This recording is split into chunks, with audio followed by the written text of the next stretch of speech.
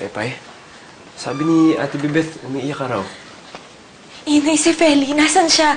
Kailangan ko siya makausap. Pepay, sa atin lang to, ha? Pero, parang hindi na yata babalik si Manang Feli. Kakakausap ko lang sa kanya sa telepono, eh. Ha?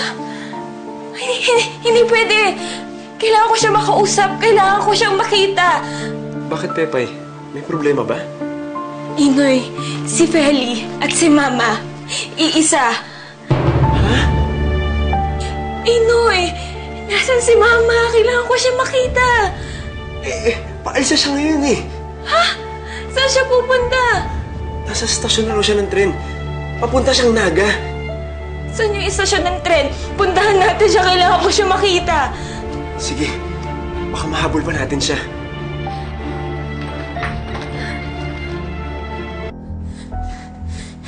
Inoy, kailangan ko talaga makita si Mama.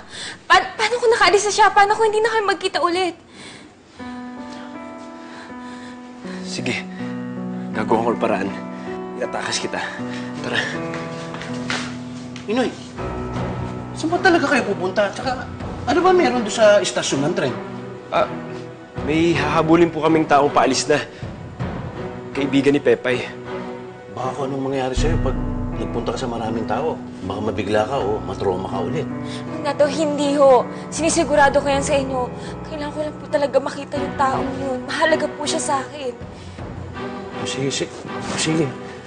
Mukhang kailangan mo talaga siya makita. Itabi niyo na ito, pamasahin niyo. Salamat po. Mang Dado, maraming salamat po.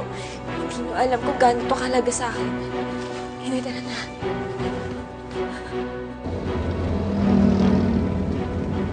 Kinakabahan ako, Mafi. Paano kung hindi ako makilala ni Pepay? Paano kung hindi siya sumama sa akin? Ma'am, imposibleng hindi po siya sumama sa inyo at hindi po kayo makilala ni Pepay. Wala pong ibang pinangarap si Pepay kundi makasama po kayo.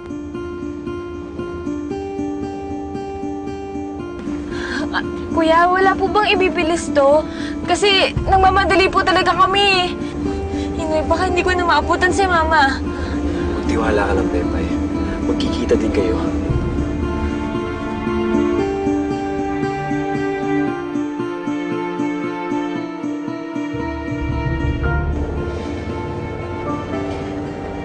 Mafi, ito nga pala yung numero ng bahay ni Jeffrey. Opo.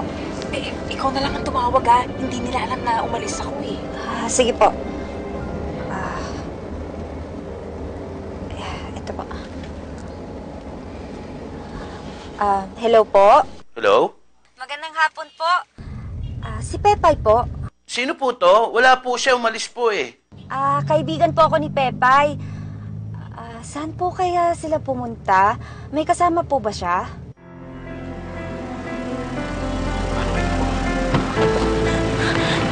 Inoy, tara! Inoy!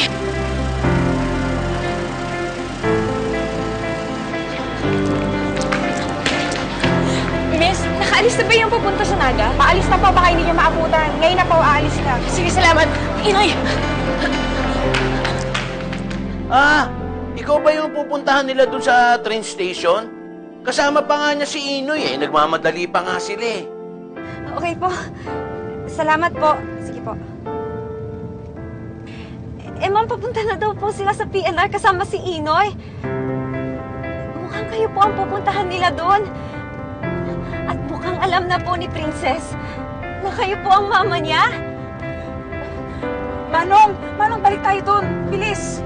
Kailangan ko maabutan ng anak ko.